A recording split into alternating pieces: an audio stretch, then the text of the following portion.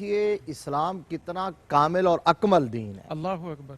ایک مکمل ضابطہ حیات ہے جو انسان کو زندگی گزارنے کے لیے اس کے ایک ایک جزی کے حوالے سے رہنمائی فراہم کرتا ہے، بڑی بات ہے، یہ بڑی ایک خوبصورت ہے۔ جزی کے حوالے سے۔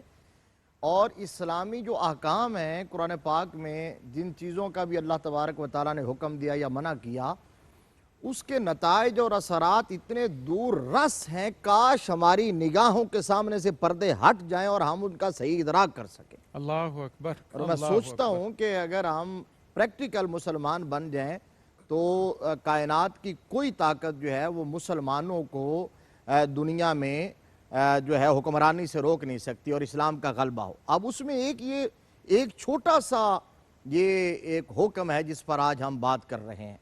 اب اس کا آپ نے کہا کہ معنی کیا ہے، مفہوم کیا ہے، تو دیکھیے اسراف ویسے تو ایک عمومی چیز ہے، اور میں اگر اس کی ڈیفینیشن بیان کروں تو وہ یوں ہے کہ اللہ تبارک و تعالیٰ نے اپنے بندوں کو اجتماعی طور پر اور اجتماعی اور انفرادی زندگی گزارنے کے لیے جو احکامات دیے ہیں، جو اس کے لیے حدود مقرر کی ہیں، اگر ان حدود کے اندر بندہ رہتا ہے تو یہ اعتدال ہے، اور اس حد سے تجاوز کر جاتا ہے تو یہ اسراف۔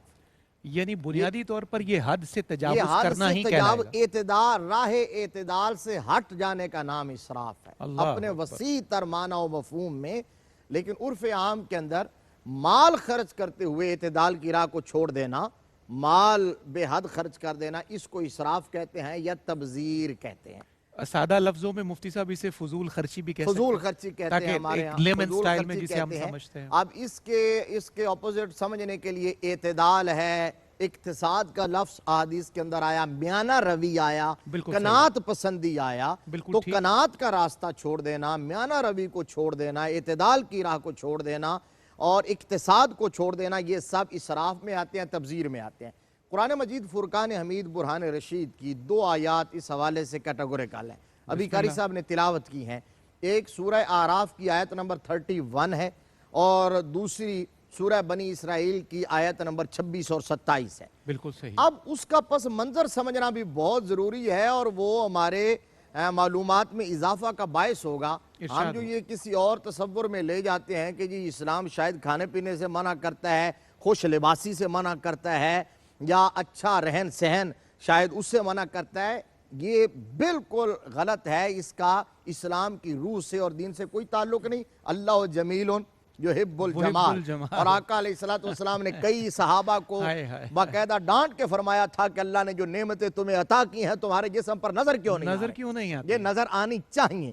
اسی طرح اپنے بیوی بچوں کو اپنی کیپیسٹی کے مطابق اچھے ماحول میں رکھنا، یہ اللہ رسول کے مزاج اور حکم کے مطابق ہے۔ اب یہ جو آیا کریمہ ہے جو سورہ اعراف کی آیت نمبر 31 ہے، اس میں اللہ تبارک و تعالیٰ نے ارشاد فرمایا یا بنی آدم خذوا زینتکم عند کل مسجد وَكُلُوا وَاشْرَبُوا وَلَا تُسْرِفُوا إِنَّهُ لَا يُحِبُّ الْمُسْرِفِينَ۔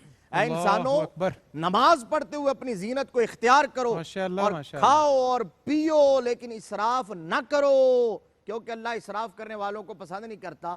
اب دوسری آیت میں تو پھر بات کریں گے یا ڈاکٹر صاحب کر دیں گے اور آگے ہوتی رہے گی، اس کا میں صرف ایک تشریح کر کے بات کرتا ہوں۔ وہ یوں ہے کہ ہوتا یوں تھا صفدر بھائی کہ دور جاہلیت میں جو مشرکین ہوتے تھے وہ ننگے ہو کر طواف کعبہ کرتے تھے، اس کو وہ قرب الہی کا ذریعہ سمجھتے تھے، عبادت سمجھتے تھے۔ اسی طرح حج کے دور کے اندر وہ اپنے اوپر کھانا پینا، اچھی چیزیں کھانا حرام کر لیتے تھے۔ تو اللہ تبارک و تعالیٰ نے اس وقت یہ فرمایا کہ تمہاری عقل کہاں چلی گئی ہے؟ اللہ تبارک و تعالیٰ کا قرب حاصل کرنے کے لیے پہلی بات یہ خذوا زینتکم، لباس پہن کے آؤ، اور دوسرا کھانا پینا اپنے اوپر جو اللہ نے حلال کے حرام نہ کرو، کھاؤ پیو لیکن اعتدال میں رہ کے حد سے تجاوز نہ کرو۔